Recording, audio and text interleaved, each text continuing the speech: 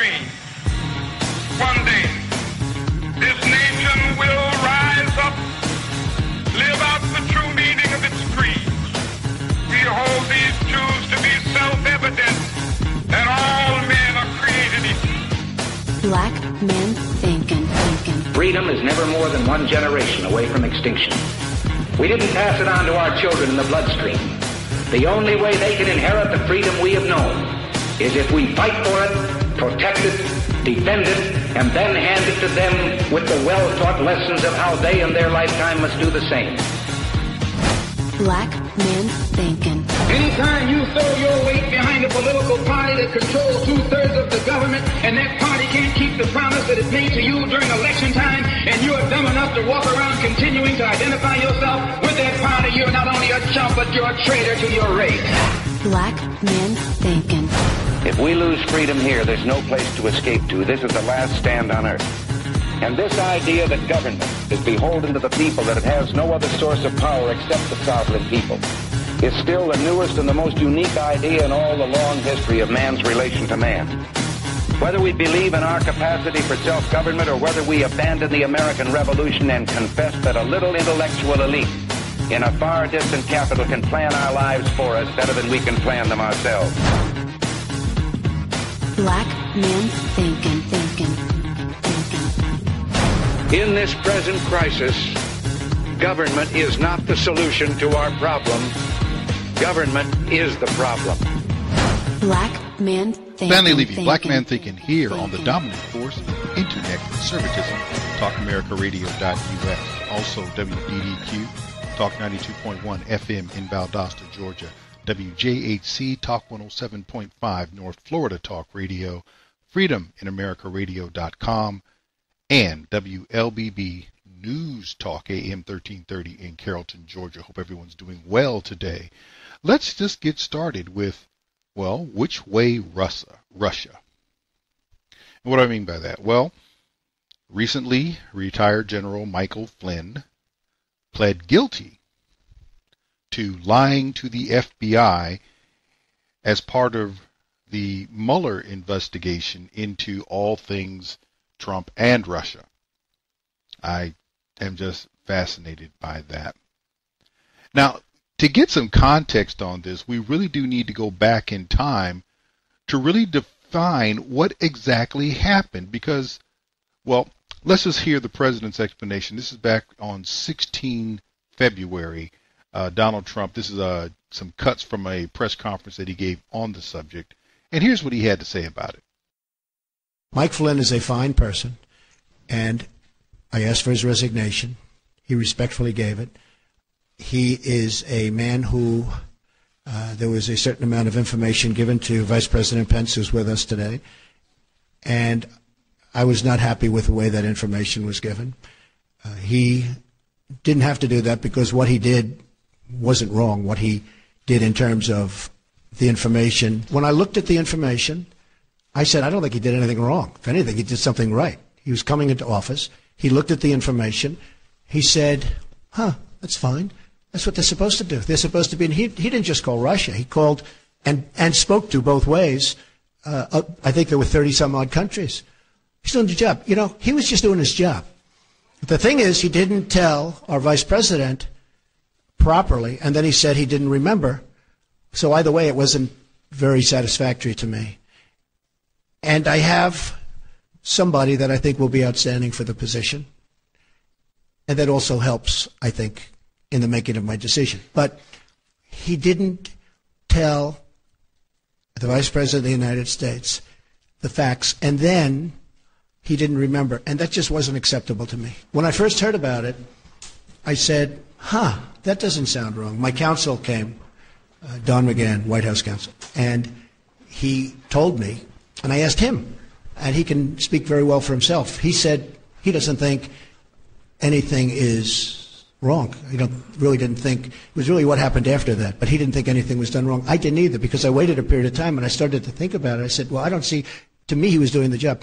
The information was provided by, who I don't know, Sally Yates, and I was a little surprised because I said, doesn't sound like he did anything wrong there, but he did something wrong with respect to the vice president, and I thought that was not acceptable. As far as the actual making the call, in fact, I've watched various programs and I've read various articles where he was just doing his job. That was very normal. You know, at first everybody got excited because they thought he did something wrong. After they thought about it, it turned out he was just doing his job. So, and I do, and by the way, with all of that being said, I do think he's a fine man. He thinks he's a fine man. The first thing that strikes is, remember, this is all about Russia. But as Trump said, he spoke to 30 different countries, more than 30 different countries, including Russia. How come only Russia seems to matter? Because it didn't seem to matter only to Flynn or to Trump. And this was during the transition. Remember, all this is about Russian interference in the election, which is interesting when you take into account this report from Fox Business News that came out on the 1st of December as part of him getting ready to plead guilty, Michael Flynn getting ready to plead guilty. Here's the headline: Michael Flynn will plead guilty to lying to the FBI. Blake Berman, what else do you have?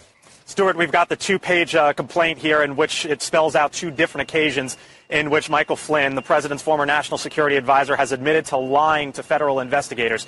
The dates here are important because it says on or about January 24th of earlier this year, 5 days into the Trump presidency, Flynn, and I quote here, did willfully and knowingly make materially false, fictitious, and fraudulent statements. That according to the complaint. There are two different instances here in which it says that Flynn admitted to lying to federal investigators. Once on December 29th of 2016, another time on December 22nd of 2016, both involving the Russian ambassador, who at that time, as we know, was Sergei Kislyak. Those dates are important as well, Stuart, because late December of 2016 took place during the transition, just as the president was set to come into office here in Washington. Flynn, as we know, was later fired months later by the president for essentially lying to him and to the vice president. So when you look at the bigger picture of this, you've got Michael Flynn, who will plead guilty in just, we believe, about an hour or so from now in a federal court.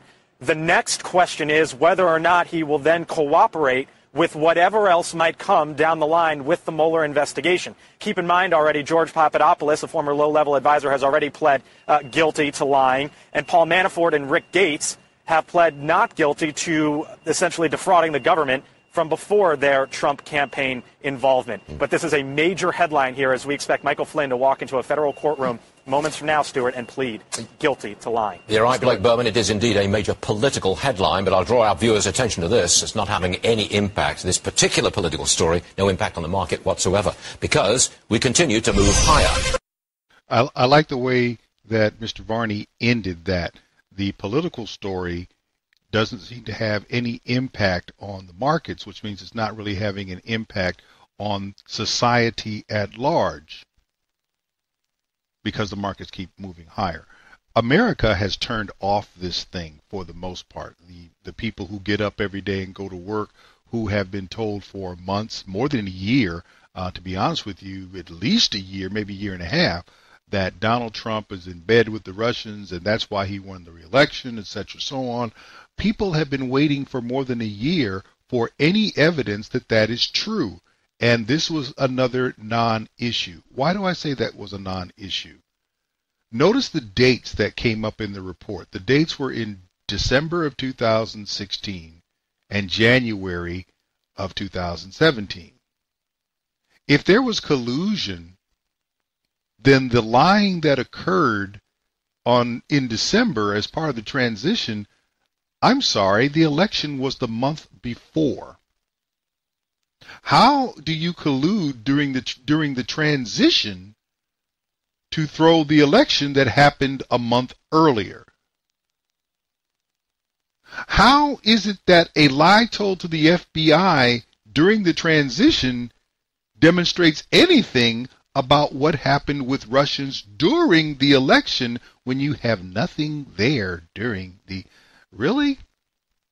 Of course, everything we do see about collusion and Russia and politics prior to the November election happened on the Democrat side, but we don't see anybody going forward with that. But he pled guilty. He said he was guilty. Yeah, he did. What did he plead guilty about? In the National Review, there is a story, interesting story, I have to tell you. What the Flynn plea means. This is from Andrew McCarthy. It came out on the 1st of December. There's less to the news than meets the eye.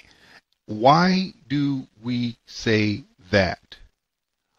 Here's the reason. While initial reporting is portraying Flynn's guilty plea as a major breakthrough in Mueller's investigation of potential Trump campaign collusion with the Russian regime, I suspect the opposite is true. Here's one of the reasons. In connection with George Papadopoulos, who also pled guilty in Mueller's investigation for lying to the FBI, when a prosecutor has a cooperator who is an accomplice in a major criminal scheme, the cooperator is made to plead guilty to the scheme. What do we mean? If there's Russian collusion, then we have people like George Papadopoulos who need to plead guilty to the collusion. Otherwise, what are they doing? This is critical, the article continues, because it proves the existence of the scheme. You need to prove the collusion. So this guy is pleading guilty to something that was materially part of the collusion, right? In his guilty plea allocution, the part of the plea proceeding in which the defendant admits what he did that makes him guilty, the accomplice is supposed to explain the scheme and the actions taken by himself and his co-conspirators to carry it out. This goes a long way toward proving the case against all of the subjects of the investigation. Here's the problem. That's not happening in Flynn's situation.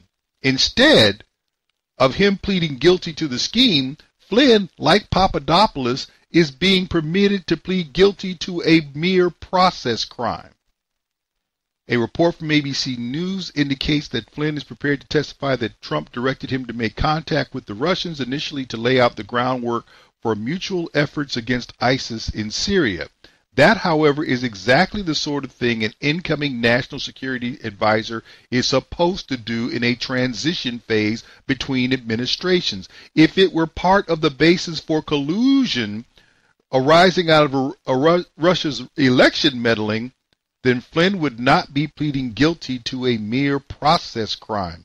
He'd be pleading guilty to an espionage conspiracy.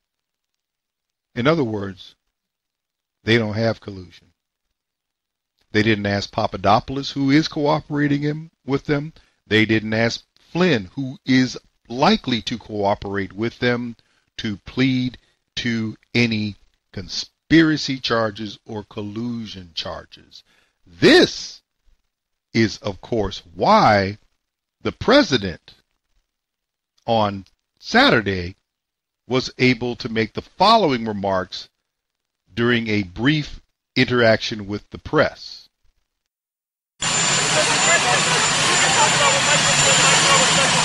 No, I'm not. And what has been shown is no collusion. No collusion. There's been absolutely no collusion, so we're very happy.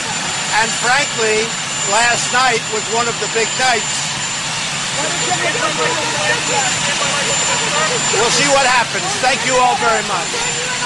Thank you very much. Thank you. No collusion. And that's where we're getting here. So let me get this straight. We have spent at least 15 months, if not longer, screaming like banshees, or at least the progressives in media and in Washington, the Democrats as well, while admitting that they had no proof and they needed a special prosecutor to find what proof there is because they themselves could not come up with any. They were screaming that Donald Trump had colluded with the Russians and that had swung the election in Donald Trump's favor. We never, of course, get to talk about the election fraud, the voter fraud on the Democrat side that actually made up a significant portion of the popular vote victory that Hillary Clinton enjoyed. Thank goodness it meant nothing. We don't talk about that. We're not talking about the fact that when this was not prior to the election. So if there was collusion to throw the election, how is it that the conversations are after the election and they're not even about the election? They're about mutual efforts against ISIS in Syria. Really? You got nothing. You got nothing. Now, one thing you do have, which is still chilling, is you have financially and perhaps emotionally undone Michael Flynn. Because when the federal government, which has unlimited resources, meaning your money as taxpayers, can come after you and force you to respond and force you to spend money, force you to hire attorneys, force you to defend yourself, you may or may not be guilty, but you will be broke. That's what happens. This is the same type of thing that happens when the federal government goes after large landlords and housing discrimination lawsuits. They don't prove anything, but there's going to be a plea to turn off the money spigot, because the federal government doesn't run out of money. They just go off and borrow whatever it is they don't need. You, on the other hand, in trying to defend yourself, unless your pockets are extra deep, at some point, you got to cut your losses. Take that over to a criminal situation. Instead of settling out of court, you take a plea. He took a plea for lying about something that had nothing to do with the election, yet people are still saying they're getting ready to get Trump for collusion. No, they're not. They're not. And they continue to lie to you to say that they have something on him, because the only thing progressives can run on is trying to find a way to get enough people to hate Donald Trump as much as they do.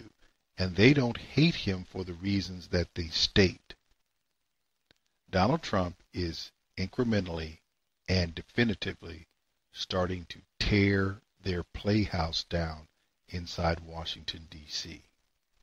That progressive playhouse that involves both major parties, not just the Democrats, is being shaken, being threatened, and being dismantled. And because of that, the Mueller investigation will continue. The nonsense of the underlings will go on and be made to say something that it is not, because there is not now, was not then, nor will there ever be any collusion between Donald Trump and the Russians or anything involving an election. So which way, Russia? It is still a road to nowhere. Stanley, Levy, Black Man Thinkin'. We'll be back right after this.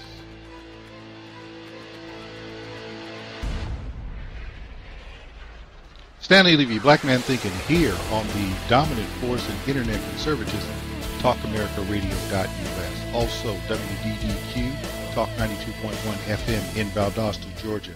WJHC, Talk 107.5 North Florida Talk Radio. FreedomInAmericaRadio.com, and WLBB News Talk AM 1330 in Carrollton, Georgia. Let's be clear about something. Progressives hate tax cuts. They hate them with a purple passion. Now the question is whether or not you understand why. Let's dismiss the lie that tax cuts blow up budgets. They don't. 4 times in the history of the United States, after World War I in the 1920s, in the 1960s during the Kennedy administration, more the Johnson administration, which they were actually carried out, in the 1980s with Ronald Reagan, and in the 2000s, the early 2000s with George Bush, Bush 43. Those are the only 4 times in this nation's history since the questionable ratification of the 16th Amendment, which gave Congress an unfettered right to tax individual incomes, only those 4 times have rates been reduced in any significant way. The result on tax revenues was always the same. They went up significantly. In the case of the Reagan administration, they nearly doubled from what was being taken in by the Carter administration. Now, under Jimmy Carter, we had double-digit tax brackets with the highest rate being 70%, the highest marginal rate. By the time Ronald Reagan left office, there were 2 tax brackets. 2, let me say that again, 2 tax brackets, 15%, and I believe the other was 25.8 or 25. And they were taking in twice the amount of money in federal income taxes as were coming in under Jimmy Carter. In the 1960s, the tax cuts that cut the top marginal rate from 91%, why would you ever want to make money, down to the 70% where it stayed until Reagan came along, that cut generated enough revenue to fund the Vietnam War and the moonshot. Oh yeah. And the Great Society. All 3 of those things cost a heck of a lot of money. And a tax cut was in the mix. As far as the 1920s, they were called roaring for a reason. As far as the 2000s, yeah, that wrecked the economy. Wrong. By 2005, the tax cuts that Bush 43 had gotten through Congress in 2001 and 2003, by 2005, the federal government was taking in more money in income tax revenues than in any year of the Clinton administration. There were 47 consecutive months prior to the Great Recession in which the Bush administration, or the economy under the Bush administration, 47 consecutive months of job growth that produced over 7.7 million jobs in 47 months. And that followed the tax cuts, first in 2001 and then again in 2003, because the ones in 2001 weren't enough to get us out of the recession that the nation was in following the Clinton administration. That's just the way it was. Yeah, but that wrecked the economy. No, fool. The idea that you had the government underwriting bogus mortgage loans and they finally came due, that's what wrecked the economy. So we bring all this up. Why? Because now we're on the verge of seeing another potentially significant rate reduction. And you're hearing the same lies that you always hear from progressives. How are we going to pay for it? Well, let me ask you this. If you went on a job and found out that by going to another job, it was going to get you were going to pay less money. You were going to work fewer hours, but get more money. Would anybody be asking you questions about, well, how are you going to make up the hours? No. There's really no difference here. If I cut rates and I get more money, what is it I have to pay for again? What is it I have to pay for? If what I'm doing is going to generate more money, where do I need to find more money to pay for what makes more money? It makes no sense. And this has been historical. One of the great tragedies of American society is the amount of ignorance about what tax rate reductions do to tax revenues. Tremendous amount of silliness. Nevertheless, on Friday, this past Friday, December 1st, at early in the morning, the Senate finally got its act together to catch up to the House, and CBS News reported on it in this fashion. Overnight, congressional Republicans clear a hurdle toward a major tax overhaul. Early this morning, the Senate approved the bill by a vote of 51 to 49. Last-minute concessions were made. No Democrats voted for the plan. The Senate will have to work with the House, which already passed its version. The nearly $1.5 trillion bill is viewed as a major victory for President Trump and is the largest tax overhaul in more than 3 decades. It includes tax cuts for businesses and high-income people, with more modest breaks for others. After the vote, President Trump tweeted, "We are one step closer to delivering massive tax cuts for working families across America. Look forward to signing a final bill before Christmas." Errol Barnett is in our Washington bureau with more. Errol, good morning. Good morning. There was an intense effort to get this bill over the finish line. It required an incredible amount of behind-the-scenes horse trading and last-minute handwritten additions. But yes, in the end, the Senate succeeded in passing tax reform. The yeas are 51, and the nays are 49. The Tax Cuts and Jobs Act, as amended, is passed. It was almost 2 in the morning when Vice President Pence announced the final vote, which was largely along party lines. This is a great day for the country. It's been 31 years since we've done comprehensive tax reform. But Democrats bemoaned the size of the nearly 500-page legislation and its last-minute handwritten additions on the Senate floor. When we got the bill, this is what it looked like. And online. They're sending around their edits as we speak. Can you tell me what that word is? Republicans say the late changes were necessary to secure votes from skeptical members and were done through regular order. You complain about process when you're losing. Those additions included a deduction for individual property taxes, capped at $10,000, and Republicans revived the alternative minimum tax for high earners. It just came down to sort of the bump up of between fiscal issues. Retiring Tennessee Senator Bob Corker, the only Republican to vote no, was turned off by the $1.5 trillion price tag. But other Republicans argued these cuts will grow the economy. This is what this bill is about. Take-home pay. More money for the American people. While the corporate tax rate is being slashed permanently, individual cuts are not set in stone. A family of 4, for example, earning $75,000 a year would initially get a tax break averaging $2,200. But Democrats note those savings would be temporary. I just think the priorities of this tax bill are all wrong. Now, also included in this Senate plan were other Republican goals, including a provision to allow drilling in the Arctic National Wildlife Refuge in Alaska and a repeal of the Obamacare mandate that individuals purchase health insurance. Anthony? Errol Barnett in our Washington bureau. Thanks. Let me start with that last bit. So the Senate tax bill repeals the individual mandate in Obamacare. That thing continues to circle the bowl.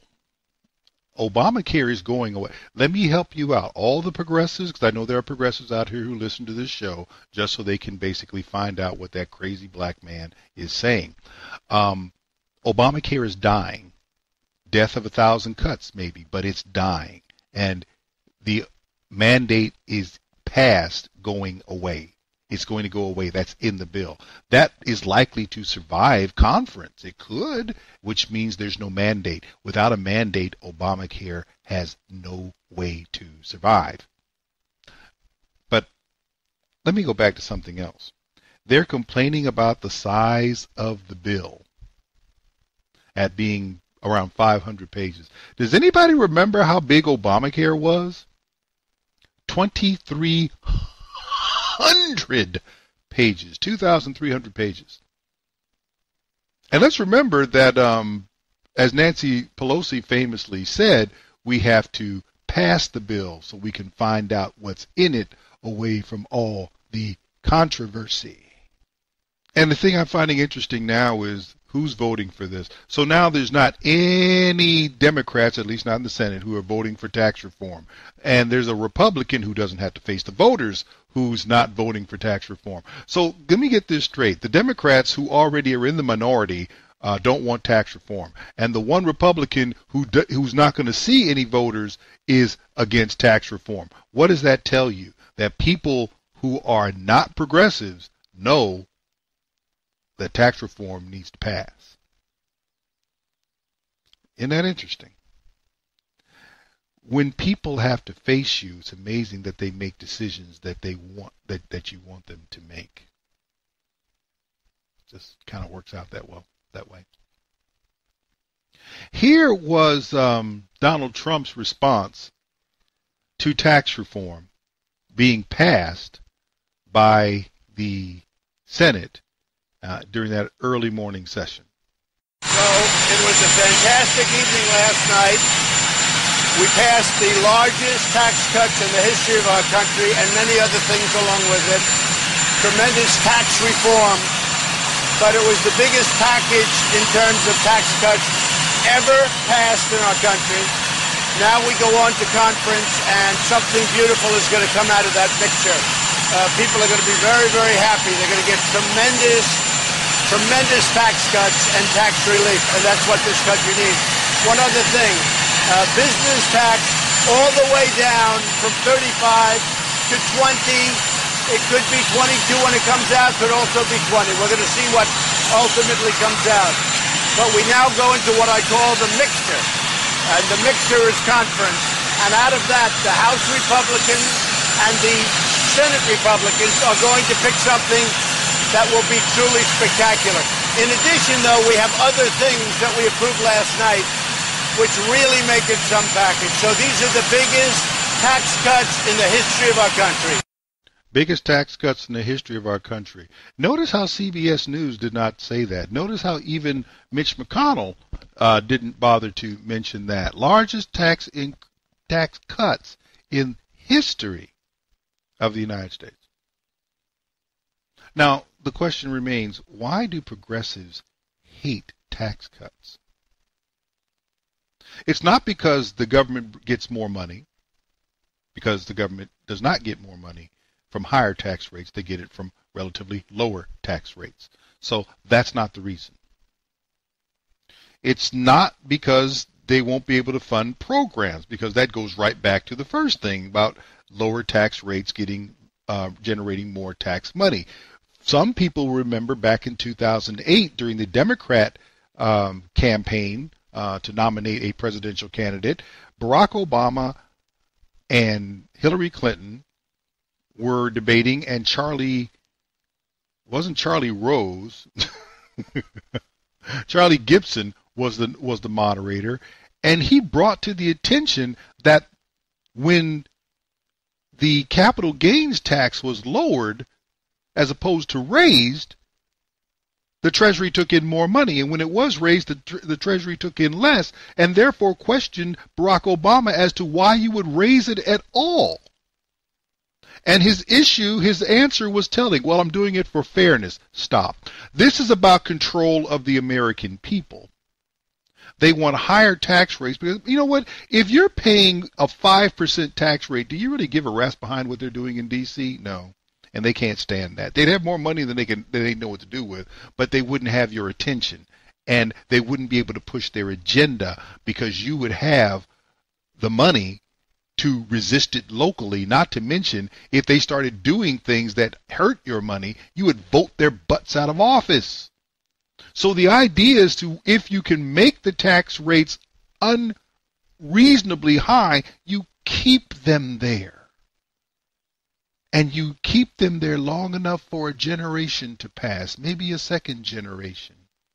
And then people become accustomed to it, just like they've gotten accustomed to withholding.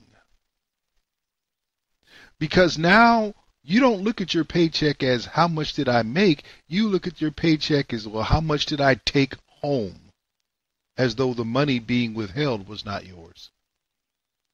They did that as an excuse during World War II to justify, hey, we got a war effort going on and we need this money. So tell you what, we're gonna do us a solid and let us just take it out up front, and we'll get you back, when you file your return. World War II's been over for, about 7 decades now. You're still having your income taxes and other taxes withheld, aren't you? Everything about taxation for a progressive is about control of the populace. How do I make sure that you are tuned in? How do I know you're paying attention to my agenda? I know how you're paying attention to my agenda because I'm making it so expensive that it reduces the amount of money that you have in your pocket that you work for. And the idea that you would have more money, let me make sure you understand how deep the sickness called progressivism is. They would rather have less money in government coffers if it means you have less money and therefore are less resistant to their agenda. That's how deep the sickness goes. Well, Donald Trump ran on tax reform, and now we're seeing tax reform. If you've got a problem with that, you're likely a progressive. Stanley, Levy, Black Man Thinking. We'll be back right after this.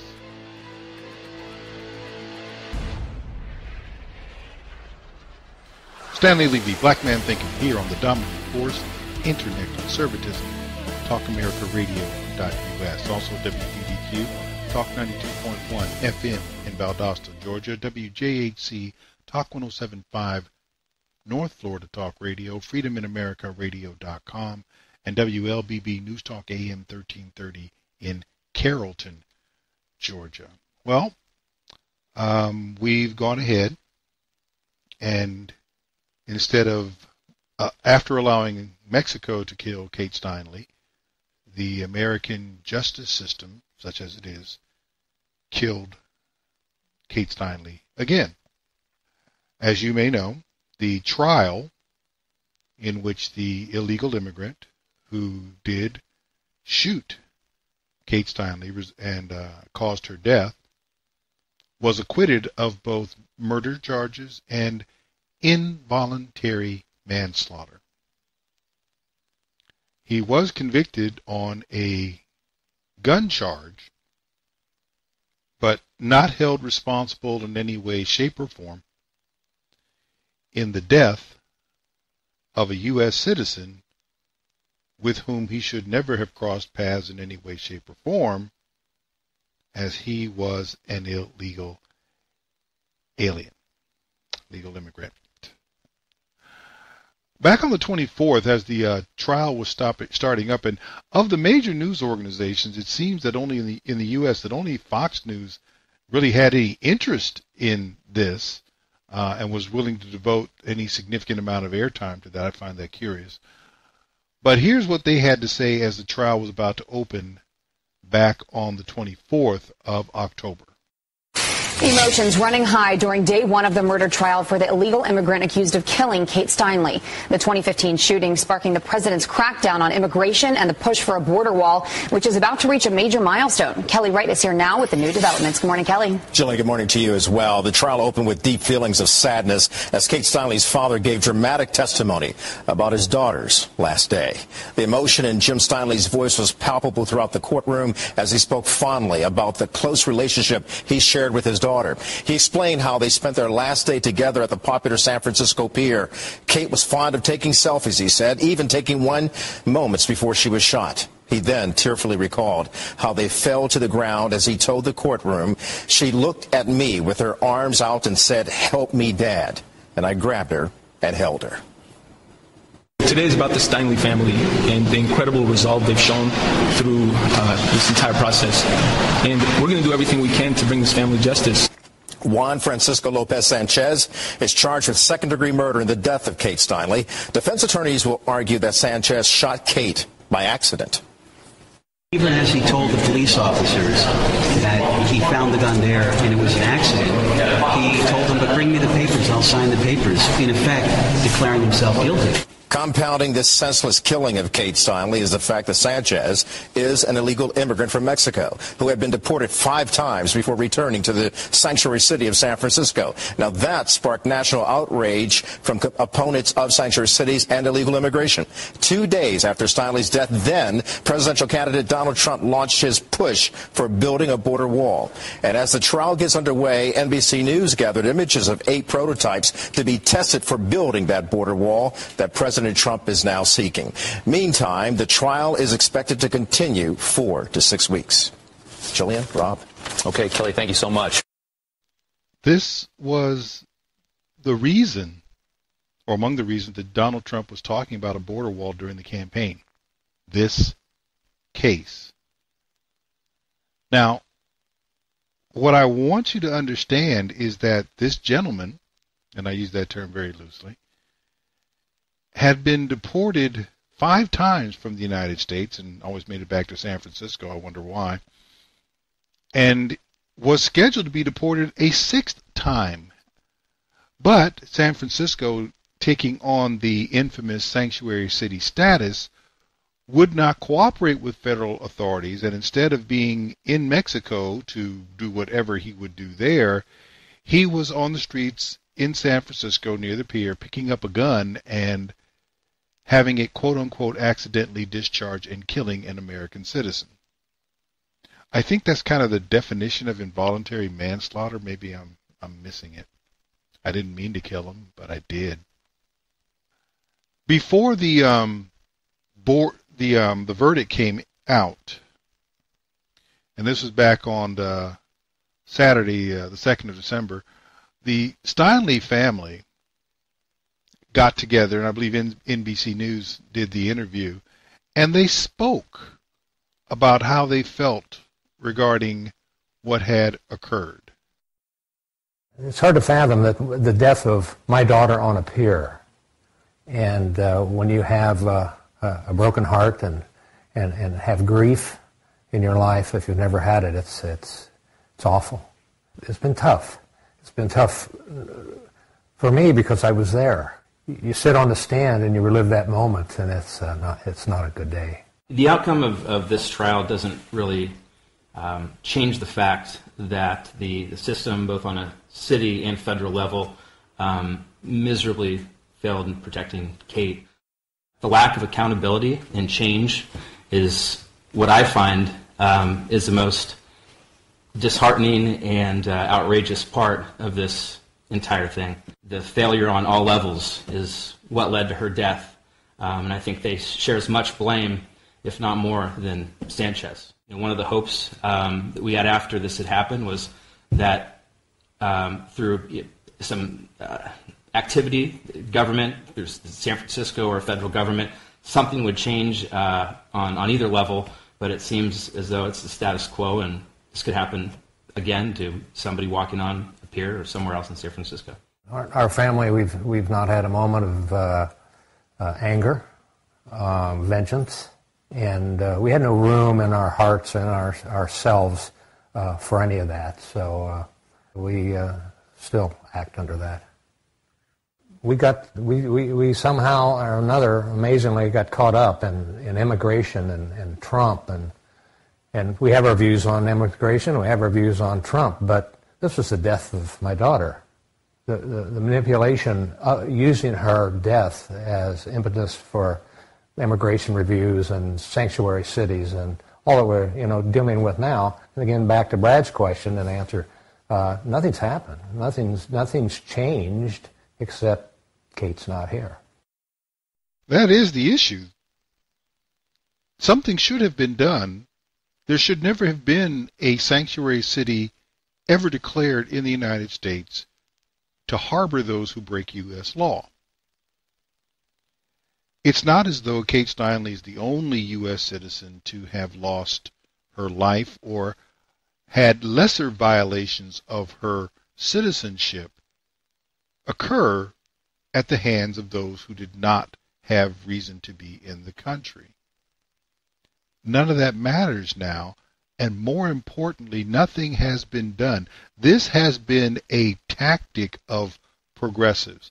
It's not that they want... Let's dispense with the notion that progressives want immigration reform.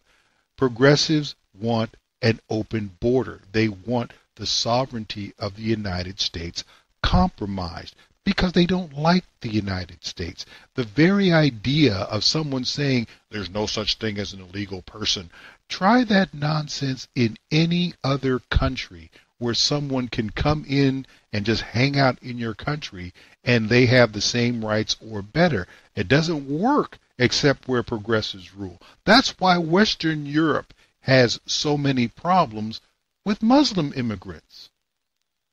Those people are not interested in being part of their country. They're interested in imposing their culture upon the host country. And Western Europe is as dumb as the rest of the progressives on the planet. They're interested in allowing that in some quasi-interesting diversity ploy, as though that really matters. It doesn't. Now, interestingly and not surprisingly, since Donald Trump did use this as the impetus for calling upon the nation to have a border wall to deal with this, to keep people out who should not be here.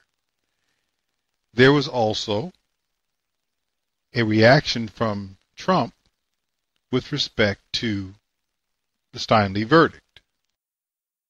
Shock and outrage, to say the very least, flooding the country over the verdict in the Kate Steinle case, an illegal immigrant who was deported 5 times, found not guilty by a jury in the sanctuary city of San Francisco. Not guilty. Jackie Banias joins us now live with reaction that is reigniting a national debate. Good morning, Jackie. Hey, good morning, Heather. Well, the verdict not only shocking but heartbreaking. The illegal immigrant responsible for Kate Steinle's death was found not guilty of murder and not guilty of involuntary manslaughter. Why? Because the defense claimed it was an accident, saying Jose Zarate didn't mean to shoot Steinle on a San Francisco pier back in 2015. Instead, the gun, which had been stolen from a Bureau of Land Management agent's car, went off by itself when he picked it up. Prosecution's argument?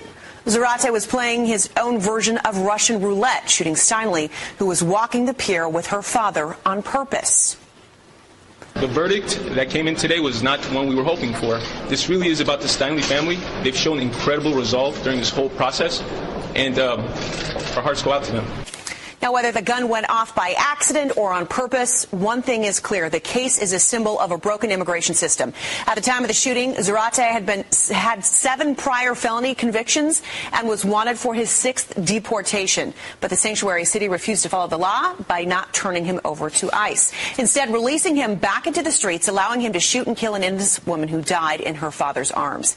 Kate's brother telling a local station the system failed Kate from the start of the chain of events. President Trump calling the verdict disgraceful, tweeting this: "No wonder the people of our country are so angry with illegal immigration." Zarate's defense lawyer politicizing the verdict and accused of rubbing salt on the wound while taking a shot at President Trump. Listen. Before you start tweeting or commenting on this outcome, just reflect on the fact that all of us get these protections. We get, a right to a jury. We get these burdens of proof, and we have to respect that a jury that spent this much time on this case, got it right. Zarate was convicted of being a felon in possession of a firearm, which carries a sentence between 16 months and 3 years in prison. But immigration officials say they will deport Zarate back to Mexico for the 6th time. Heather? Yeah, for 6th time, so he can come back in for 6th time. All right, thank you so much, Jackie. We appreciate it. The off-the-cuff comment by the news anchor is very appropriate. You've deported him before, and what we have as a result of that is a dead American. So deporting him again is going to do what? A little bit after the fact, and you've already demonstrated that that is insignificant or ineffective in trying to deal with this gentleman. And, of course, there are others in the same situation. One of the things that gets me, there's a story in the LA Times that came out with respect to the verdict, came out on December 3rd, saying the verdict will please few and be manipulated by many. One of the things that was interesting about this was what did not make it into the courtroom.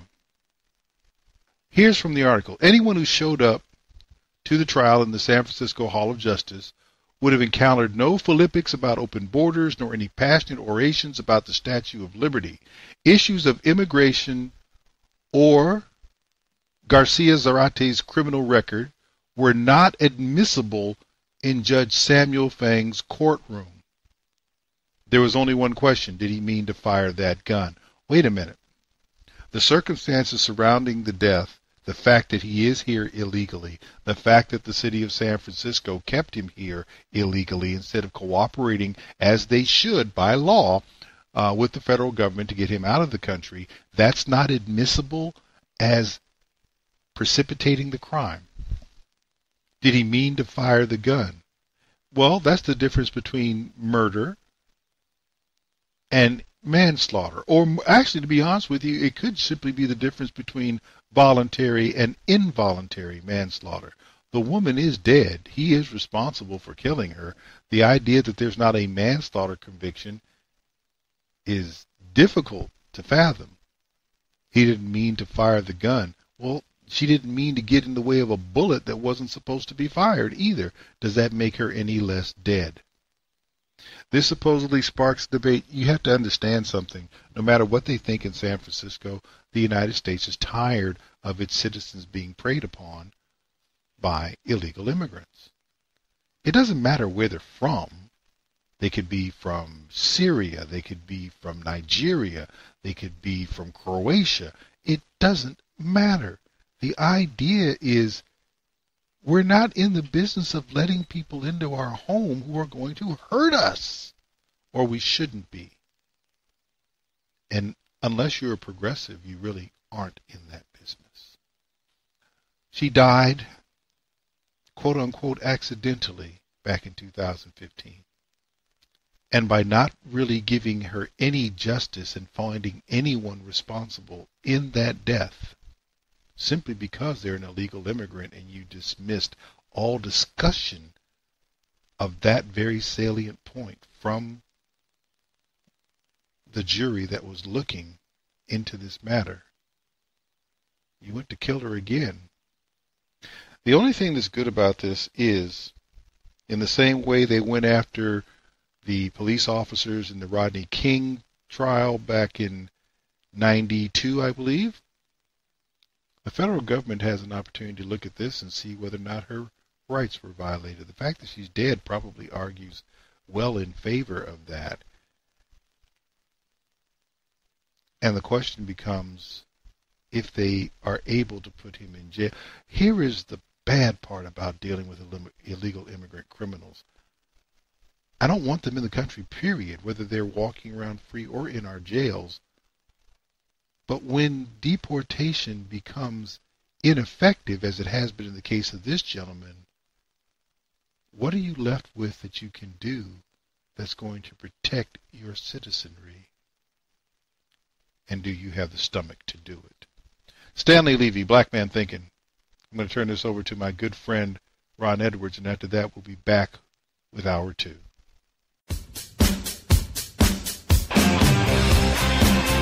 Not all the King's horsemen, leftists, or convicts now preparing to vote will prevent the election of Mr. Judge Roy Moore to the U.S. Senate.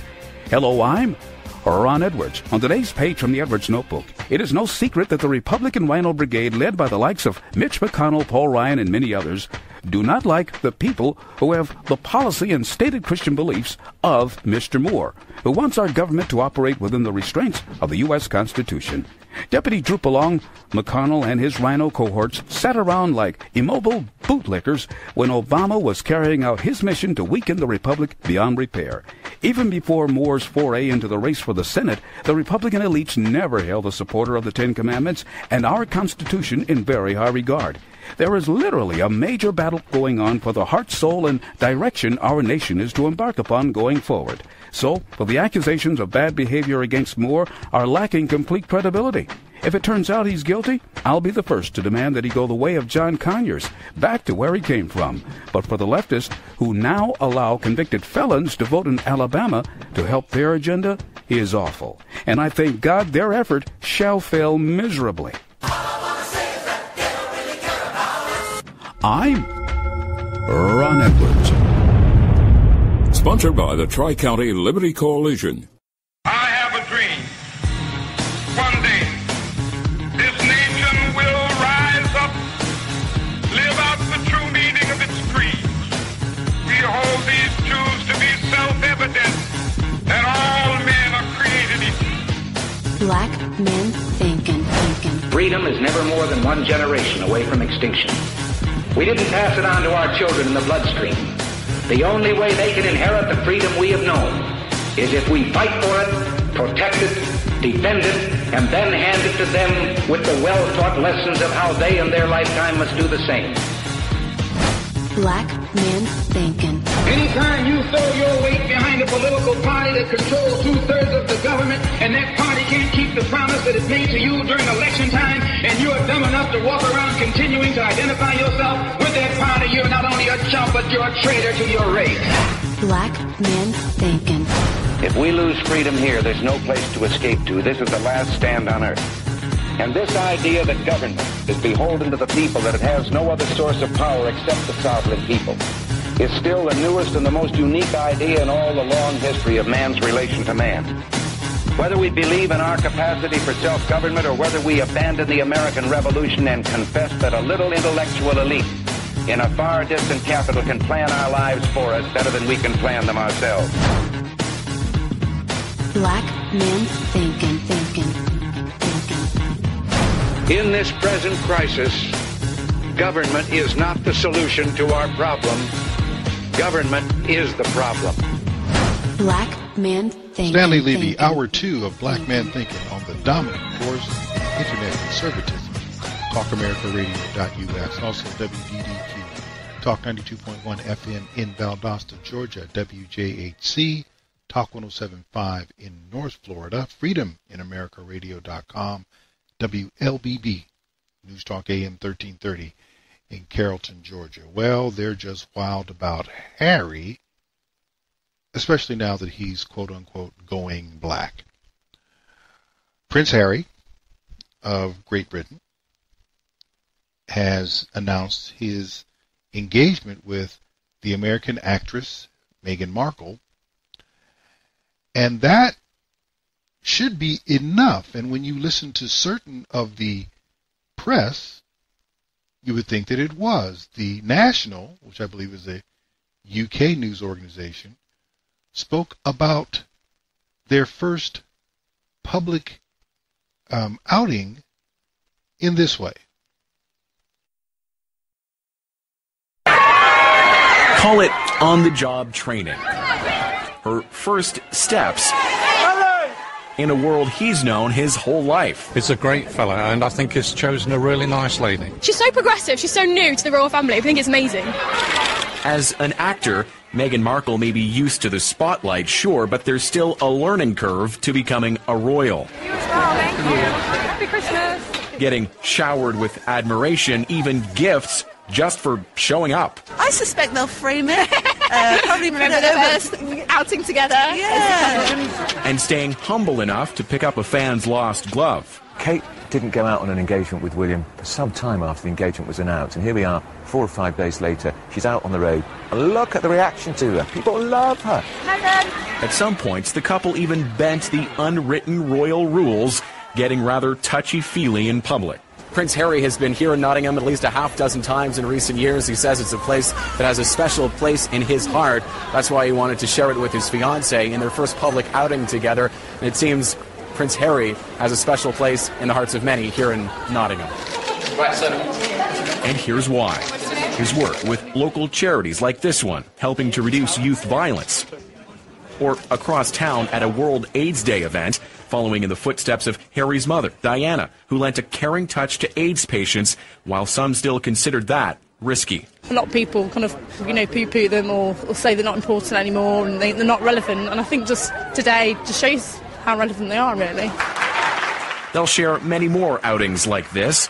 For Markle, it's a new job and a new life, with more royal firsts still ahead. Thomas Dagler, CBC News, Nottingham, England. Now that is their first public outing. It's a wonderful story. She's getting into the mix. And this is a big deal.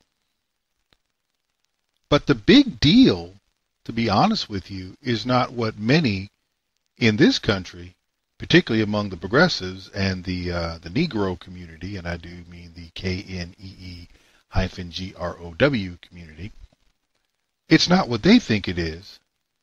Here is what it was for Harry. And this is the interesting thing about the royals. The royal family of Great Britain is known for being very closed, but they're not necessarily known for being dishonest. They say what they mean what they say. If they're not sure that they mean it, they simply don't say it. Here is what Harry ostensibly predicted about whomever he was going to end up with without naming a name. Prince Harry predicted his relationship with Meghan Markle by telling a friend that only somebody who was already in the public eye would be able to handle a relationship with a senior royal. He is said to have been worried that a potential suitor would struggle with the constant glare of fans and the media scrutinizing their every public appearance. Two of Harry's previous relationships collapsed because the woman could not cope with the pressure of being associated with the prince. Cressida Bonas and Chelsea Davy both said they struggled with the burden of constant pressure from being in the public eye. Indeed, Zimbabwe-born Davy called the intense media interest scary and said she couldn't cope with the attention, eventually retreating back to Africa for calm. She said in an interview last year, "It was so full-on, crazy and scary and uncomfortable. I found it very difficult when it was bad. I couldn't cope."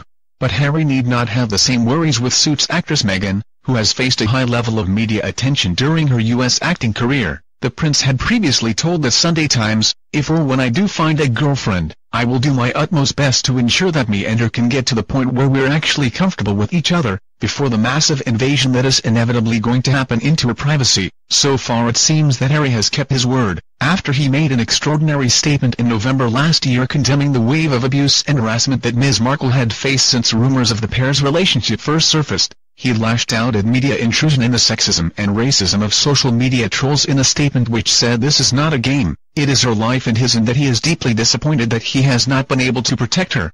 A lengthy and strongly worded statement issued by Kensington Palace said there had been a line crossed in the abuse and harassment she has faced and it was not right that his girlfriend should be subjected to such a storm. Speaking of Ms. Markle, a source told the Sunday Times, "Yes, she's giving up a lot, her career and even her own charity work, but if there's any fear that the palace might get its claws into her or that she ends up being shaped by the system, as others have been before her, that won't happen." The insider added, "She's her own person, she's not going to crumble under the weight and glare of it all."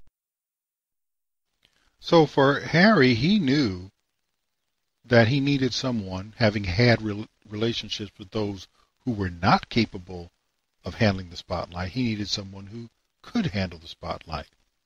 An actress is someone who could qualify for someone who has a public career, who is used to dealing with the public, used to media scrutiny. But the issue for many has become that she's black. And, not really black, she's half black. Her mother is black, her father is white. And of course, the progressive Negroes in America, anything that has any part of black in it, they're going to claim. Whether or not the woman or the person themselves claims to be black, it doesn't matter. Well, let's first of all get rid of the idea that this is a game changer for the royal family. If you would go back to the year 1744, May 19th of that year, before there was even an America, England had a black queen. She was born on that day in 1744. And she was married at the age of 17 and became the Queen of England and Ireland. Now, the conditions of the marriage contract were the young princess, she had to join the Anglican Church, be married according to Anglican rites, and never involve herself in politics. She had an interest in what was happening in the world, especially the war in America, but despite that, she fulfilled her marital agreement. Now, she was the 8th child of the Prince of Moreau, Germany, Charles Louis Frederick, and his wife, Elizabeth Albertina of Saxe-Hildenburghausen. In 1752, when she was 8 years old, her father died. As Princess of Mecklenburg, Strelitz, she was descended directly from an African branch of the Portuguese royal house. So everybody who's getting all up in arms saying there's going to be somebody black in the English royal family, been there, done that since before there was an American Revolution. Let's fast forward to the issue they're saying today. This is going to be so progressive. That is the problem with all of this, the progressivism. The fact that she's a progressive, and she is. Harry is also a progressive. So in that regard, from their worldview, they seem to be well matched, and that's fine.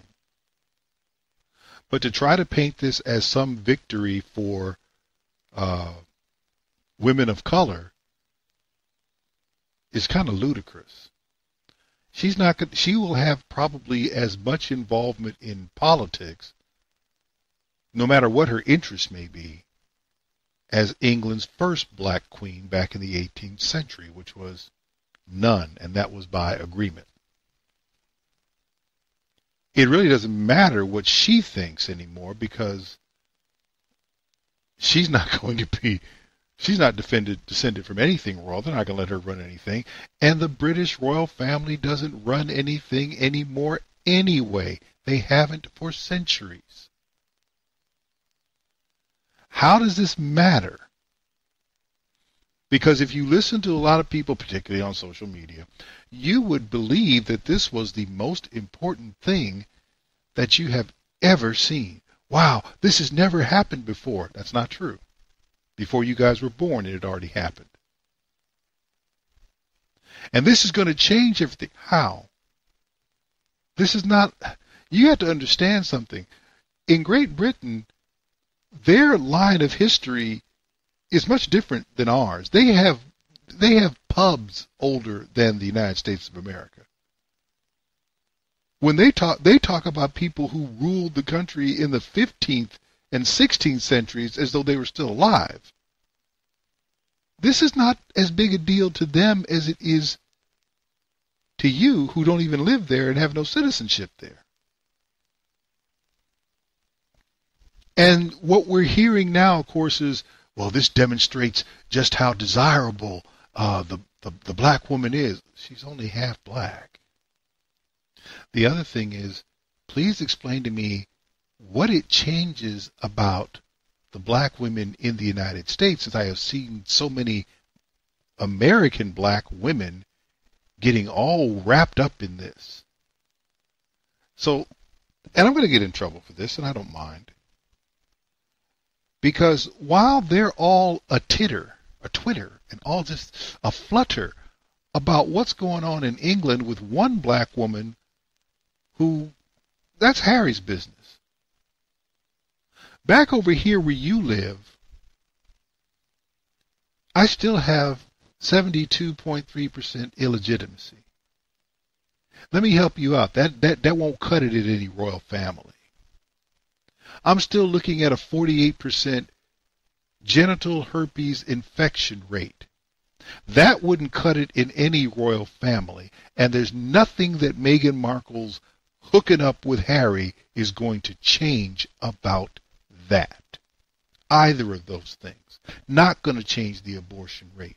Not going to change the rate at which black women take black men to court, family court. Not going to change the fact that the black males they raise have the highest per capita criminality of any group in the United States.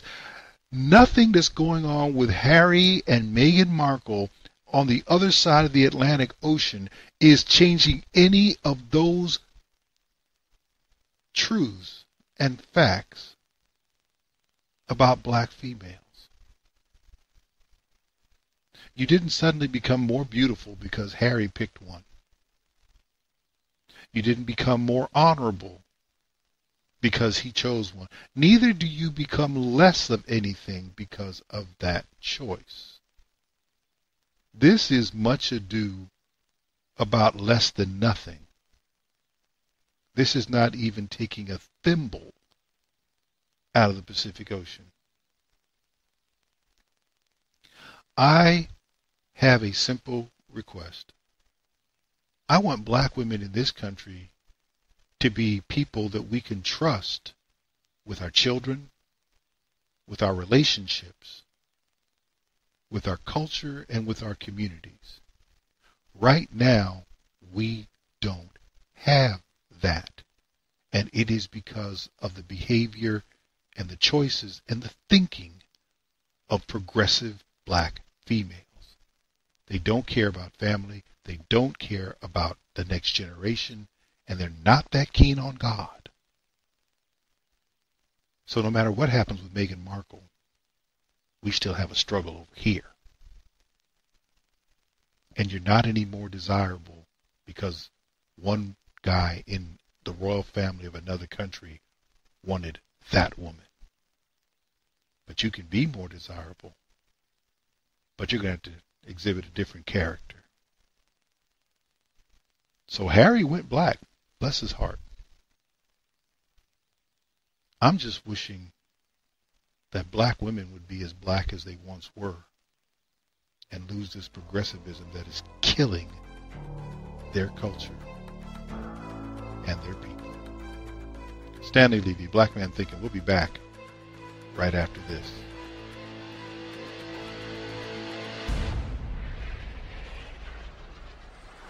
Stanley Levy, Black Man Thinking, here on the dominant force in internet conservatism, TalkAmericaRadio.us. Also WDDQ, Talk 92.1, FM in Valdosta, Georgia. WJHC, Talk 107.5, North Florida Talk Radio, FreedomInAmericaRadio.com, and WLBB News Talk AM 1330 in Carrollton, Georgia. The sexual allegation Warlock hunt continues. And for those who do not know, a warlock is nothing other than a male witch. This is a witch hunt. And the purpose of the witch hunt, let me state this up front because people keep looking at the trees and ignoring the forest. This is simply about delegitimizing male authority in American culture. You can even see the lack of testosterone showing up at news anchor desks throughout the country as a result. If you go back 10, 15 years ago, women were not uncommon, but there was always a man and a woman. There was a balance. If you go back even further than that, of course, women were a rarity the further back you go. But then they broke that barrier. Now what they're trying to do is to totally reverse it. Why? Because they want a more progressive presentation at the news desks. That's what this is really all about. And men are less likely to give that presentation. Women are more likely, particularly those in entertainment and journalism, much more likely to grab hold of and run with progressivism. That's not to say there aren't progressive men out there. Good grief, there are. One of them, of course, being Matt Lauer. Now, the interesting thing about Matt Lauer is he's been fired and now everything is coming out about him. But the first thing that strikes me about this is the NBC reaction to what occurred. New developments in the firing of Today Show host Matt Lauer in the wake of those sexual misconduct accusations. Yeah, the network is looking into whether anybody knew about Lauer's alleged behavior and failed to report it. ABC's Ariel Reshef is in studio with more on that. Ariel, good morning to you. Good morning, Dan and Cecilia. This morning, we're learning more about when NBC executives first confronted Matt Lauer about the allegations and what he told them. The network saying management met with the former Today Show host weeks before his very public firing. This morning, NBC News executives say they confronted Matt Lauer weeks before his first accuser came forward. Top brass now claiming they questioned the fired Today Show host after learning several media outlets were pursuing stories about possible sexual misconduct, but say at the time Lauer denied any wrongdoing. When asked directly about any misconduct, Lauer said he, quote, could not think of anything at all. This after NBC's statement Wednesday saying we can say unequivocally that prior to Monday night, current NBC News management was never made aware of any complaints about Matt Lauer's conduct. Good morning, everyone. Lauer's long-standing career came to a grinding halt when an employee came to NBC to tell her story. Good morning. Breaking news overnight. Matt Lauer has been terminated from NBC News. ABC News has confirmed an investigation is underway at NBC, the company combing through Lauer's emails. NBC News President Noah Oppenheim promising swift action against anyone who knew about the alleged behavior and didn't report it. Lauer's multi-million-dollar contract now in question. NBC saying the former star anchor is not getting paid past his last day, but a legal battle could be looming. NBC could have liability if Matt Lauer chooses to challenge the termination. The crux of this case is whether he engaged in the conduct that he's been accused of and whether that conduct violates the morality clause in his contract. Lauer releasing a statement earlier this week that read in part, "To the people I have hurt, I am truly sorry. Some of what is being said about me is untrue or mischaracterized, but there is enough truth in these stories to make me feel embarrassed and ashamed." We reached out to Lauer's representatives. They are not commenting on the latest revelations. This morning we know 3 accusers have come forward to NBC. We checked with NYPD. At this time, there are no criminal allegations against Matt Lauer. It's a sad story all around, but an important moment in our culture. Ariel, thank you very much. We really appreciate it. Here's the first thing that strikes me in all of this. One, at the end you heard there are no criminal charges because no crime was committed. This is not about legal or illegal. This is simply about political correctness. It is politically incorrect for you to hang around after a woman has said you've done anything wrong. It doesn't matter whether or not she's telling the truth, because we have now conditioned the culture to believe any lie a woman tells, and women lie about sexual assault at a frighteningly high clip. We can go through high-profile case after case of women who claim that they were sexually abused, raped, assaulted, whatever, only to find out that they lied through her teeth. Brian Banks is one who was on his way to USC on a football scholarship when his high school classmate accused him of raping her. He lost 5 years of his life before she decided to come clean. There is the Duke lacrosse case. There's a case at UVA. We can go on and on. Here's a Fox News report, and they're actually reporting on a New York Times story. The headline, then married former NBC employee claims Matt Lauer sexually assaulted her until she passed out in office. Are you serious?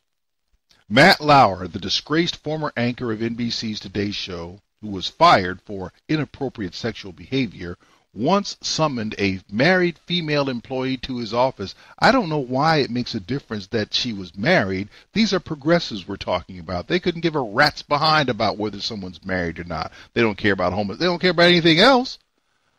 Never mind. The alleged incident occurred in 2001. The woman who was not named in the report. How convenient. So you can come out and accuse somebody of sexual assault, but you don't have to put yourself out there. Isn't that cute? She says she was in her 40s at the time. According to the report, Lauer was behind his desk and she took a seat in the office. She said he locked the door from a button at his desk and he asked her to unbutton her blouse. She said she complied and claims he got up from his desk, approached her from behind, bent her over his desk and had sex. Stop. If the only thing you took off was a blouse, please explain to me how sex occurred. What else did you comply to? What other items of clothing did you comply to remove or simply adjust? And how come that stunningly obvious thing is left out of this quote-unquote report? She claims that she passed out during intercourse and woke up later on the floor at his office. She said Lauer had his assistant take her to a nurse. She said Lauer never mentioned the encounter with her again, and she left the network about a year later. How many things are wrong with this? What do you read in that was not consensual? You know, she doesn't say that she was forced out of the network. She just said she just left. And the idea that NBC didn't know. So let me get this straight. You have Matt Lauer's assistant leading some dazed woman whose clothing is probably not altogether correctly adjusted over to a nurse, and you're trying to tell me nobody has any idea what went on. Are you serious? Get out of here with that foolishness. And now everybody wants to play holier than that. Get out of here. There's a line from the song Poncho and Lefty by Willie Nelson and Merle Haggard. All the federales say we could have had him any day. we only let him go so long out of kindness, I suppose. All the NBC executives knew, and they could have taken Matt Lauer out at any point in time for his on-air shenanigans that were inappropriate. And if you think that you can sit there and rock somebody's world at 30 Rockefeller Plaza in an office until she passes out and has to go to the nurse and somebody's taking her there and she has to walk around the office that way and nobody knows, get out. Let's move on to, it's a witch hunt. Excuse me, a Warlock hunt. Let's move on to Roy Moore. This has got to be really difficult for progressives here. And this, I believe, is an ABC News report. Alabama's special election for the Senate seat vacated by Attorney General Jeff Sessions is nearly a week away. Our new poll finds 71% of Alabama Republicans say the sexual misconduct allegations against Republican Roy Moore are false. Many blame Democrats and the media for the allegations. Among likely voters, Moore now leads Democrat Doug Jones 49 to 43%. David Begnaud is in Birmingham. At the Pelham Diner in Shelby County, Alabama, we met Penny Lloyd, who told us that despite the allegations against Judge Roy Moore, she will vote for him because he is the lesser of two evils. Was there ever a hesitation? No, not after he won the primary, no. I recognized it as a railroad job, a hit job, pretty quickly. Penny's husband is George Lloyd. He, too, is voting for Moore. Do you have any reason to not believe the women? Not especially, no. I believe that it's very possible that all of the women could be absolutely truthful. But on the other hand, I think it's very possible that the other camp could have motivated a lot of women to do and say what they're saying. Kayla Smith says her decision is based on policies. There are a few of Roy Moore's that I agree with, but I think Doug Jones hits more of my priorities. Have the allegations against Mr. Moore turned you off? I feel in the middle about them. Personally, I am one to definitely believe a woman if she says that she was sexually assaulted, but for it to come out so far later, I feel like that is very weird. The Senate Majority Leader Mitch McConnell has said in the past that he believes Roy Moore's accusers, and he thinks Roy Moore ought to step aside. But today, Mitch McConnell changed his tune and said the people of Alabama ought to decide. The other U.S. Senator from Alabama is Richard Shelby. He's already voted, and he didn't vote for Roy Moore. He voted absentee, and he says he wrote in the name of another Republican. They're still out to try to discredit this man. So let's get this straight. You've gone after him with everything you can think of, and he's still leading in the polls by 6 points with about a week or so left in the campaign. Can you imagine where this would be if they weren't launching this smear campaign? Well, you're saying that, let's back up here. The tendency to believe a woman, you heard that. I tend to believe a woman when she says she was sexually assaulted. That's a big problem in society because what you're saying is we're going to presume that every woman is truthful and would never say anything. You know what? Whatever happened to due process? There's a Constitution. Whatever happened to the presumption of innocence? Oh, that doesn't count if a woman says that she was sexually violated? Why? Well, because of the power and constraints and blah. It's still a crime that you're accusing someone of committing. Your word is not enough. What are you going to prove? And I'm going to make this real clear. Let me make this, and this will make somebody mad. To all the females out there who want to claim that some man has sexually harassed them and wants them to suffer consequences, either take it to court or take it to the grave. It's foolishness that you should get the opportunity to ruin someone's livelihood and career and even their very life just because you got a wild hair up your butt hurt. This is ridiculous. Washington Post, no friend of anyone conservative, actually put something out that I find is interesting. They call this a timeline. The timeline allocations against Moore. And what they did was they simply laid this out from the time that he was born until now, overlapping with that the lifespans of his wife and also of others who have made accusations against him. And it really doesn't help the case against him. Roy Moore was born in 1947. Now, those he is accused of molesting, or whatever they're saying, were born in the youngest one was born in 1959, 12 years his junior. The youngest was born in 1965, which would be 18 years his junior. The interesting thing is there is no indication that any of this activity, for whatever reason, continued after 1981. It stopped. Oh, by the way, his wife, Kayla, was born in 1961, making her 14 years his junior. They were married in 1985 when she was 24 years old. Are you catching this drift yet? Roy Moore liked women who were much younger than him. He's been married to a woman who is much younger than him since 1981, I believe. And everyone who's accusing him has nothing to say about him since the time he married another woman.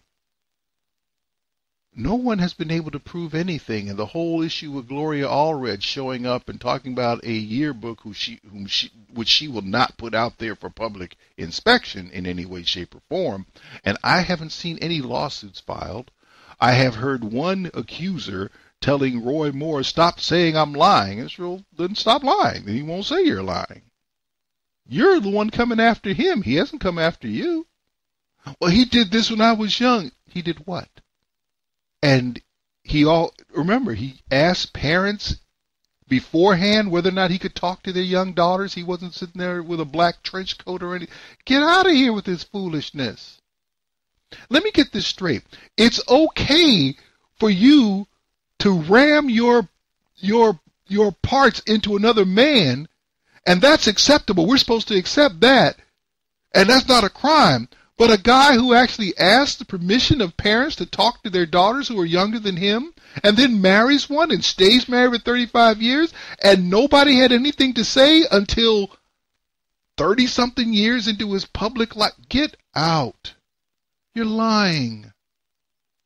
Well, a woman is she's lying. And that is going to be my position until you bring proof. Your allegations and lawyering up isn't proof. You're lying. This is trying to get or keep someone who's right of center out of political office. That's all this is. In the case of Matt Lauer, you're just purging folks. Well, he's a progressive. No, you don't get it, but he's not a woman. And they want women to be at the anchor desk. Charlie Rose gone at NBC. Matt Lauer gone. What's left? Bunch of women. And you think that's not on purpose? Understand what this is about. You have to, before you can destroy a culture, a great culture, any great culture, like the United States, you have to delegitimize traditional authority. And traditional authority in any great culture is male. There is no such thing in recorded history except on the pages of a comic book where we're talking about the Amazon nation that spawned Wonder Woman somehow, of a great culture, a dominant culture that was run by women. They don't exist. Well, we've had Queens of England. She was one person. English culture is very male-centric, particularly at the time of the monarchy being in power. The U.S., no different. Name your great culture. Those are male cultures. And when they ceased to be male, and by the way, heterosexual male, to be honest with you, that's when things got squirrely and eventually came apart. Read Roman Empire. The same things that happened to the Roman Empire, people have made very clear, are happening in American culture. Debt, lack of morality, changing of the culture, all this good stuff. And as a result, the same discipline that they exhibited that brought them to power broke down and took them out. There are people who want to break down America. And to some extent, they are succeeding. One of our bedrock principles is someone is innocent until proven guilty. When you hear people being asked the question, do you have a reason to disbelieve the allegations? That's the wrong question. The question is there any proof that this occurred? Because until there is proof that this has occurred and it can be examined objectively and dispassionately, you're not even supposed to be entertaining this. What do you think innocent until proven guilty means? Well, that means women will suffer. Then they'll suffer.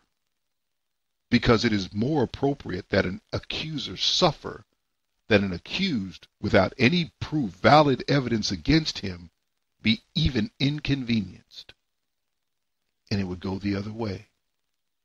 Mariah Carey's been accused of sexual assault, sexual harassment as well. The proof is about as flimsy as it is for going the other direction. Do I believe that Mariah Carey is a sexual harasser? Could be. Has anybody proven it? Heck no. Am I going to entertain the notion beyond that? Why? Get it together, folks. It's a witch hunt, a warlock hunt. They're trying to feminize your culture to the point where you can no longer sustain it. And they don't care who they take out. They just have to have a Y chromosome. Stanley, Levy, Black Man Thinking. We'll be back right after this.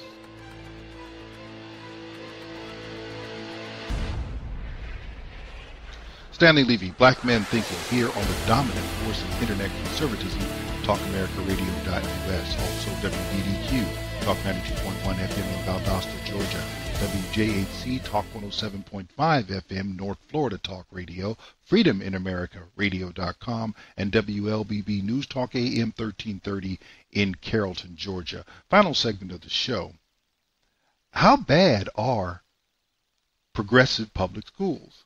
And let's make no mistake, the vast majority of public schools, K through 12, in this country are progressive. They suck. Let's just put it out there. We have the highest per pupil spending on the planet. And at best, our results in educating children is mediocre. Last time I looked, we were butt naked last, according to international testing standards, among industrialized nations with regard to educational outcomes. K through 12, last among industrial. Vietnam was getting better math scores than U.S. students. We bombed them to the edge of the Stone Age 4 or 5 decades ago, and now they're outdoing our kids in math? Wow. They suck. There's really no other way to say it. And the problem is progressivism. You had a scandal in Atlanta of epic proportions. You even end up sending teachers to jail because they, instead of educating students, they decided to cheat so that they could pass tests or get better scores good enough to save their jobs and keep them from having to answer questions. They just cheated. Is it the kid's fault? Well, you just want to teach to the test. Yes, it's called the test of life. Part of testing well in life is doing well on tests that are simply a small snapshot of life. You know, you don't go up to an athlete and say, you know what, I know that you're not doing well in practice, but that doesn't mean that you're not our best player and you shouldn't be able to perform in the game. Really? When has that ever happened? Maybe you'll remember, I believe it was the 96 Olympics, when there was a movement to put Carl Lewis on the 4x100 relay team one more time because he was such a great guy and the U.S. was seen to be struggling in track and field. And one of the members of the team, when asked about Carl Lewis, he used that line, he finished butt naked last at the time trials. In short, he had failed the test that would have allowed him to be on the team. But you want him on the team anyway? What's the difference between that and not teaching these kids to pass tests? You train to excel at the time trial so you can be on the team. And if you don't pass the test of the time trials, you're not going to be on the team. If you don't pass the test of educational proficiency, then you're not educated. And if you would rather cheat on behalf of the children instead of teaching them to the point where the test is something that they can handle, whose fault is that again? Well, you don't know what's going on. No, I don't know a lot of this. I know that the American educational system is broken, has been broken since you turned it over to progressives. It just took a matter of time for it to show up.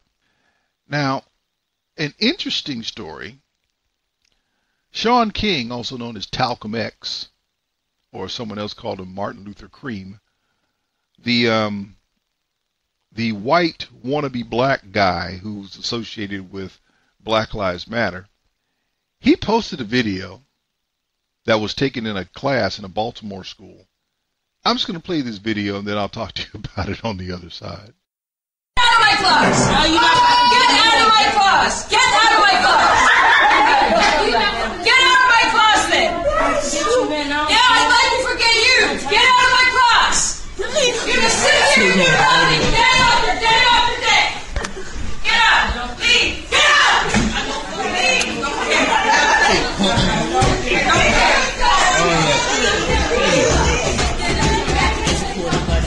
Who else needs to freaking leave? You're getting zeros for doing nothing! I give you the work!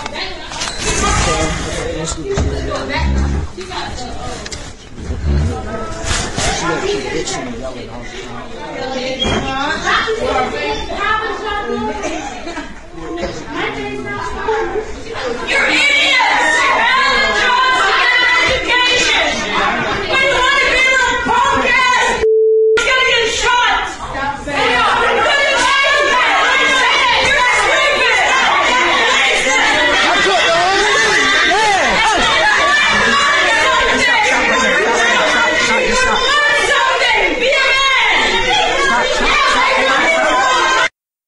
Now that was a white female teacher in a Baltimore high school in a classroom filled with black students. And she threw one black student out and challenged the rest, issued the challenge to the rest, calling them out. And of course, Talcum X, also known as Shaun King, wanted to ignore the ratchet behavior of the students. And I use students in air quotes. What does she say? You're getting zeros for doing nothing. You come here day after day, sit here and just watch the clock pass, talk to each other, take on no responsibility for improving yourself or trying to master any new material. And then you think everybody's supposed to be okay with you. Doesn't work like that. Never has worked like that. Now, the teacher being white and the students being black, of course, gives all the progressives, look at the terrible thing he said. They're going to be broke-ass Negroes who get shot. Well, I hate to break it to people, but that's exactly what is happening in Baltimore. And at a frighteningly higher clip since the Freddie Gray foolishness. In case you missed it, since Stephanie Rawlings Blake, when she was mayor in Baltimore, told police in that city to give folks space to destroy, Baltimore's murder rate has just gone through the roof. And they've been stacking the corpses of broke Negroes who get shot like cordwood. Baltimore is a leading U.S. murder capital. Baltimore is the heroin capital of America. Baltimore schools suck hind tit in math proficiency. They stink.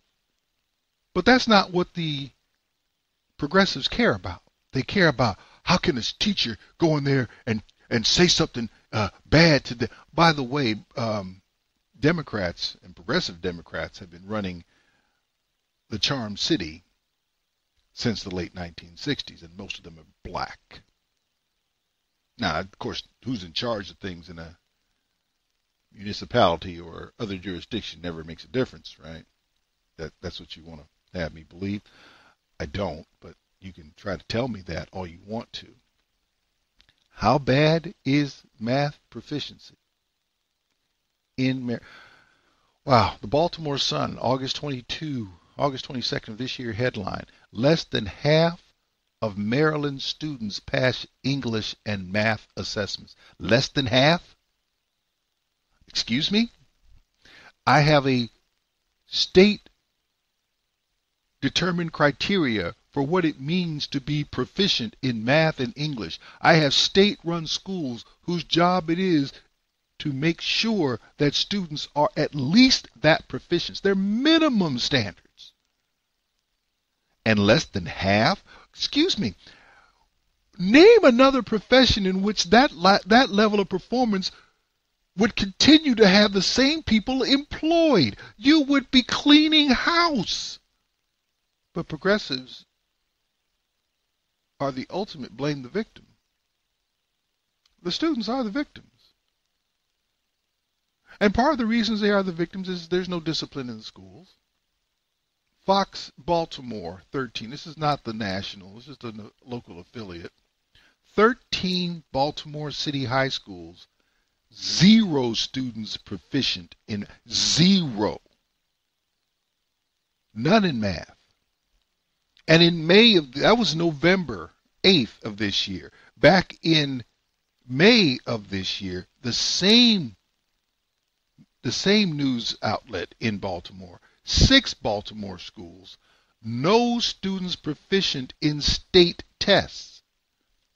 Can you help me understand how this is anything other than a failure of whoever runs the school systems, whoever runs the education systems?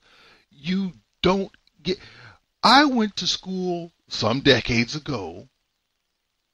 We didn't have this. We didn't have students just ignoring the teacher. Well, don't get me wrong. I'm not saying that it didn't happen. But my parents made sure that I was at a place where that was not going to happen. There's nothing good about this. And I guarantee you that the lack of proficiency among the students is heavily weighted upon black students. Well, that white teacher shouldn't have said anything about him. No, the white teacher, you pushed her to the brink with your children's jacked up attitude and behavior in her classroom, more concerned about their hoodies and sneakers than about learning anything. And they all responded, oh, you called us this. But when she said you're getting 0s for doing nothing, nobody really responded. When she threw the kid out of the class, and he took his time leaving, but she got him out of the class, there wasn't a big response. Yeah, she just complaining all the time. No, you're not working any of the time. And all you hear is mumble, grumble, low groaning, all that other stuff. And when she said they're failing, no big deal. But when she called them broke Negroes who get shot, now we get the big response. She called them idiots. She called them stupid, and she was right to do so. Well, you can't motivate somebody. Nothing motivates these children. If something motivated them, we would have never gotten to that point. You can't talk to people like that. You got miss me with that. I grew up playing football and baseball and basketball, and I cannot tell you how many times coaches called me or someone else stupid, lazy, threw us out of practice. All of that stuff. Why? Because we don't need you here if you're not going to meet the standard. And this is the description of those who do not meet the standard. You're stupid. You're lazy. You're incompetent. No, I ain't that. Okay, then meet the standard. You ain't got to say all that. Then meet the standard, and I won't say any of it. But when you get into the progressive mindset that puts how people feel above how they perform, this is what you get. Progressive schools are bad because progressivism is evil. Progressive schools are bad because they don't challenge children, they coddle them. And children need to be challenged. Sometimes very bluntly, if they're going to excel. And you cannot have an American culture without children who excel. And that's our journey. As always, may God bless and keep each and every one of you. Treat your families well. Treat your country well. Because without it, you have bigger problems than you know. Until next time, you take care. You've been listening to Black Man Thinkin' with your host, Stan Levy. Join Stan midnight to 2 a.m. That's late Monday night into early Tuesday morning. And find him on the web at Black Man Thinkin' without the G. That's blackmanthinkin.com.